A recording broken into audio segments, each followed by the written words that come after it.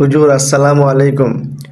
হুজুর আপনার কাছে একটা মাসলা জানতে আসছি যে আমরা রাস্তার মধ্যে কিছু টাকা পয়সা পাইছি। এখন এই টাকাগুলা কি করব?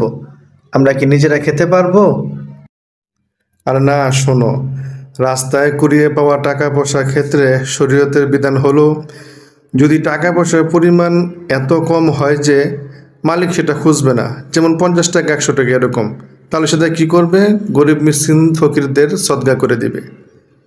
আর যদি অনেক টাকা পয়সা হয় বা মূল্যবান কোনো জিনিস বস্তু হয়, তাহলে যে স্থানে পাইছো সেই স্থানে বা তার আশেপাশে এলান করতে হবে, মাইক দিয়ে বা নিজে এলান করতে হবে যে কিছু মূল্যবান কিছু পাওয়া গেছে, যাতে প্রকৃত যে মালিক তার কানে পৌঁছায়।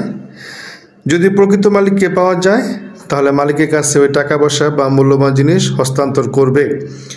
আর যদি এত কিছু করার পরও যদি প্রকৃত মালিককে পাওয়া না যায় বা পাওয়ার কোনো সম্ভাবনা না থাকে, তাহলে যে পাইছে সে যদি নিজে গরিব হয় তাহলে সে সেটা খেতে পারবে।